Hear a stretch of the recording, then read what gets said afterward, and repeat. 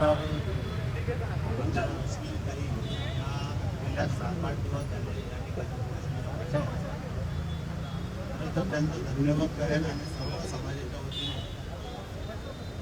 अपवाद आहे तुमच्या वतीने त्यांना आज या उपोषणाला पाठिंबा दिलेला आहे आणि ह्याच्यामध्ये जवळजवळ 5,000 मेंबर या ग्रुपला जॉईंट आहेत. त्याच्यामध्ये आपण जर बघितलं त्या ताई जो पुढाकार घेतलेला आहे खरोखर दुस्मरणीय आहे. कारण एवढी मोठी आघाडी घेणं आणि या ठिकाणी बसणं आम्हाला उपोषण हा पाहूनच तो येतो. कारण आता बघितलं तर या ठिकाणी ताई आता ICU मागे हॉस्पिटलला आहे.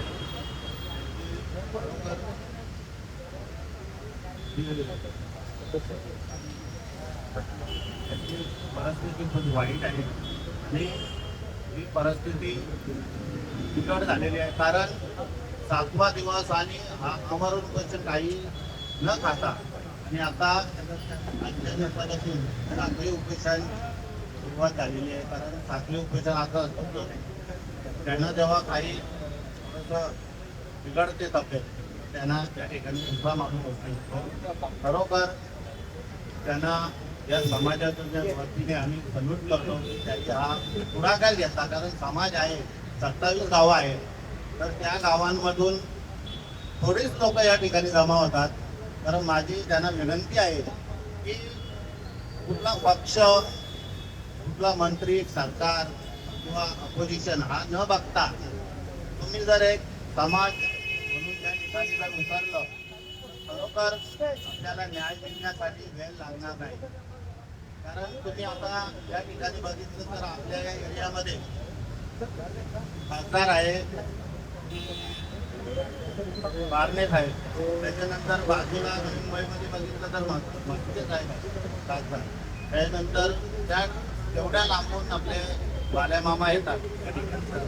तर असे खासदार आहे तर त्या ठिकाणी आवाज उठवला किंवा प्रत्येक खासदारांची सही घेतली तर लोकप्रिय दिबा पाटील साहेब यांचा एवढा मोठा आवाज आहे, एवढं मोठं लोकप्रिय नेतृत्व होतं तर ते समाजासाठीच नाही तर या ठिकाणी ज्याला पण प्लॉट भेटलेले आहे, ज्याला पण शेती जमीन गेलेली आहे तो काय फक्त आगरी खोली नव्हता, त्याच्यामध्ये मराठी देखील होता, त्याच्यामध्ये सर्व 12 बलुते 18 पगड जाती सर्व मुस्लिम धर्माचे लोक सर्वांना त्याचा मोबदला काही मिळवून दिलेला आहे.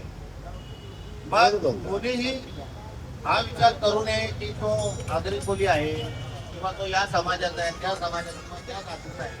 सर्वांनी याच्यामध्ये आता येणाऱ्या 8 तारखेला या सर्व उपोषणकर्त्यांनी लक्ष्मीताई होपेटा व त्यांचे सर्व घरातील सहकारी आणि सर्व समाजातील आम्ही बोलतो सर्वांनी निश्चय केलेला आहे की इथून पायी चालत मंत्रालयावर धडक देण्याची तयारी आहे सर्वांची. या ठिकाणी सर्व 9 तरुण वर्ग आहे त्यांनी मोठ्या संख्येने उतरायला पाहिजे. नुसतं इंस्टा फेसबुक ट्विटर न करता घरात न बसता तसं आपला महाआंदोलन झालं होतं नाही.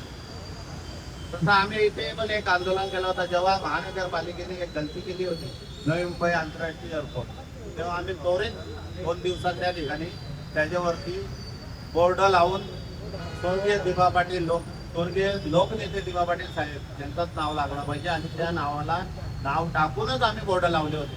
तेव्हा देखील मोठं आमचं आंदोलन व्हायरल झालं होतं. परंतु आता आपल्याला स्वस्त न वाजता जो ताई पुढाकार घेतलेला आहे त्याला आपल्याला आता भरारी द्यायची आहे. त्याला त्या नावापर्यंत आता देऊ करू असं न करता तो नाव लागलाच पाहिजे. कारण स्वर्गीय लोकनेते दिबा पाटील साहेब हा फक्त नाव नाही तर हा विचार आहे. या समाजाचा विचार हा कोणी मागू नाही शकत. कारण तो विचार मनात बिलकुल तुमच्या दिमागात तो रुजून राहील. त्या नावाला मारण्याचा कोणी प्रयत्न करू नाही शकत. कारण तुम्ही बोला दिबा पाटील साहेबांचे घराण्यातले सदस्य आहेत, तुम्ही त्यांच्यावर नका जाऊ का तो विचार कोणी मारू नाही शकत. तो विचार असा आहे की त्या माणसाने आजपर्यंत कोणती पैसे न कमवता, कोणती इन्फ्रा कंपनी न खोलता, कोणती टेंडर न घेता, फक्त लोकांसाठी 2 वेळ खासदार, 2 वेळ 5 वेळा आमदार, 2 वेळ खासदार, त्याच्यानंतर विरोधी पक्ष नेता, आणि एवढा जर त्याला पद, त्यांना जर पद भेटत असताना तर तो किती करोड रुपये कमवू शकतो होता. ही जर संकल्पना, हा जर मनात त्याच्या विचार असेल.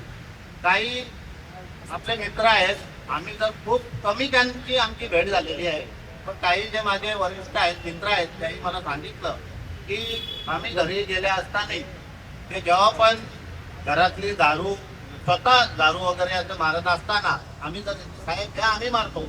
नाही नाही नाही नाही, तुम्ही बसा, मी ते करणार का, म्हणजे असं त्यांचा विचार होतं. मग काही मित्रांना सांगत की हा वही घ्या, पेन घ्या तुम्ही, आणि तुम्ही मी सांगेन ते लिहा, मी सांगेन तसं लिहा आणि मला बघू दे तुम्ही किती हुशार आहात, तुम्ही समाजाच्या हातात किती हुशार आहात. तर ह्या सगळ्या गोष्टीमध्ये बघायचे हा बरोबर आहे, कोणता हा चुकीचा आहे. तर असं देखील काही अभ्यास घ्यायचे. नुसता समाजाची लढणं नाही, तर समाजाच्या लोकांना घडवणं हा देखील मोठा त्यांचा उद्देश होता. आणि तीच प्रेरणा, तोच जोश आणि तोच नवतरुणाई आता पुढे नेण्याचा काळ वेळ आलेली आहे.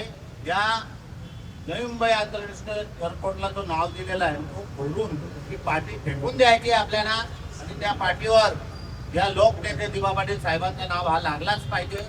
लावू करू नाही, लागणारच, हीच भूमिका आपली असली पाहिजे. तुर्तास थांबतो. जय जय महाराज.